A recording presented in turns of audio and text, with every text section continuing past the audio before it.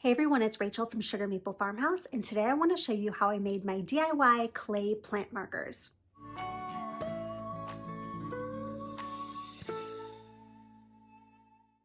So I actually made these DIY plant markers a couple of years ago, and for some reason I just never put them on YouTube. So I wanted to share them with you today. It is the end of winter here, and I am getting so antsy to get into the garden and get my hands dirty, but we still have snow on the ground. So I thought if you were that way too, and you were getting antsy to get into the garden, some DIY clay plant markers might be the exact thing you need to get into the gardening spirit. Now, you can make these whether you are a new gardener or you're an experienced gardener. And if you're a new gardener, you can make some very basic DIY clay plant markers to help you tell different plants apart. If you're a more experienced gardener, you can make these to help you tell different varieties of plants apart. So I like to make them a lot of the times for tomatoes or different varieties of lettuces once I have them in the ground. This year, I am hoping to put in a medicinal herb garden, and I'm not as familiar with some of those plants as I am with the other garden plants, so I'll be making these for that space as well. So let's get started and I will show you guys how I make these. To get started making the DIY garden markers, I use oven baked clay and I roll it flat between two pieces of parchment paper. So I typically use oven baked clay as opposed to air dry clay just because I like that I can scooch the process along a little faster. It's ready to go on to the next step once it's been in the oven, and you don't have to wait kind of 24 hours for it to dry. Also, for this project specifically, I do not know how an air dry clay would hold up outside over time. I will show you how these have held up outside over time at the end of the video. I actually made these that you're seeing here in 2022, and it's been a few years and they've been outside, so they've held up really well. And again, I'll show you that at the end of the video. But this is oven baked clay, and that is what I usually go for. Now, rolling this flat when you're first working with oven baked clay can take a little bit of time because it is pretty stiff. So you can see kind of how hard I'm pushing on the rolling pin to get this to flatten out, but it does get there.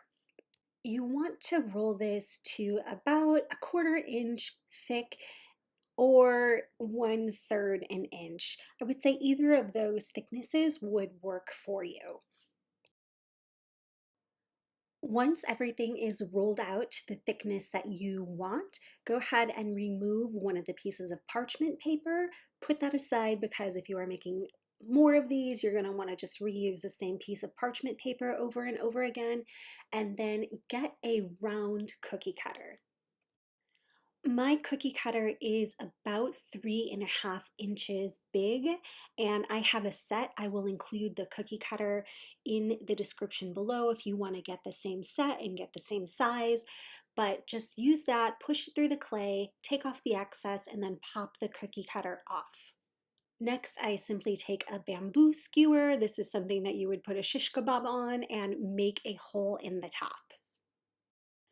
Once the hole is in the marker, you can take stamp letters and spell out the name of the plant that you are making the marker for. So in this case, it is basil, and I just use my stamps to spell out basil by pushing them gently into the clay. The pressure you're going to have to use is going to depend on the stamp that you are using.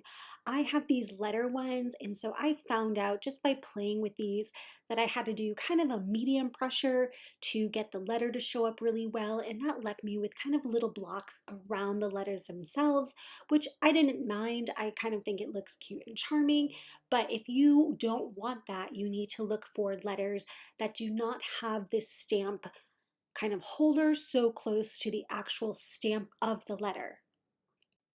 I've used these stamps making a couple garden markers, so I will leave a link to these also in the description below if you do want to use these, but you don't have to. You can use ones that you already have as long as they will work with the size of the cookie cutter.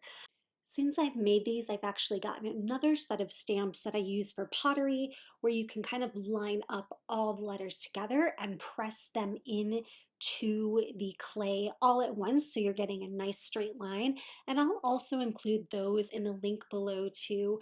I haven't used them to make garden markers, but I think they would work really well for that, especially if you want to be really specific with your lines. Getting these off the parchment paper can be a little tricky. I found that if after you roll out the clay, you pull the whole thing up off the bottom piece of the parchment paper and then lay it back out before stamping, it will be a little bit easier for you to get them off at the end. If your circle at all becomes misshapen when you pull it off, you can just kind of lightly use your fingers to press it back into place. The other thing you can do with these is instead of just making kind of generic markers, is that you can make really specific markers. So this is a type of lettuce I'm working on here. If there's a vegetable that you really love and you plant it year after year, then you can make your markers really specific to those vegetables. I think this is great to do with different lettuces because some of them look the same even though they don't taste the same. And I also think this is a great thing to do with tomatoes because sometimes you can get two tomatoes that look really alike also and they just don't taste the same. So I do this specifically with those two groups of garden veggies. Once you have your markers done, put them on a parchment paper lined baking sheet and bake them in the oven according to the package directions. When the garden markers have cooled completely, take them outside and spray them with a sealer that will help to weatherproof them. This works really well and I will share mine also in the description below. The last thing that you need to do before you can put these outside is to create a hanger for them. So these are the hangers I found. They come horizontal. I twist them vertical so that I can put my markers right on them and they will hold in place for me. Again, I'll include these ones that I used in the description below, but you can use any that you have around or from the hardware store. And if you want, you can close that back piece up completely so you don't have any gaps for the marker to slip off. Once they are on the stakes, I put them straight into the garden.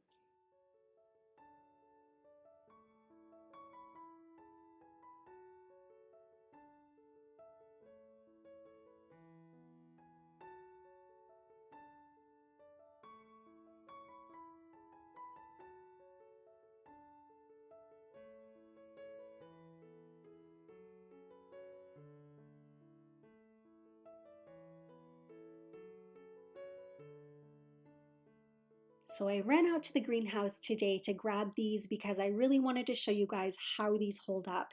These have been outside for about 2 to 3 years now. I do not bring them in the winter, so they are outside through thunderstorms, they're outside through the hot summer sun, and whatever kind of horrible winter weather we get as well. And they have held up beautifully. You can see they've kept their shape and you can see the stamps from the letters still very clearly in them. They're a little dirty and they could use a good wash, but other than that, they are still holding up beautifully.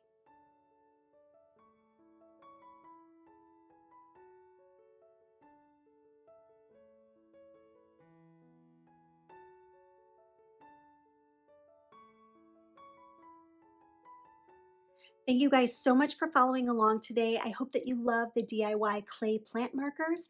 If you have any questions or comments, please leave those in the comment section below and I'll be sure to get back to you.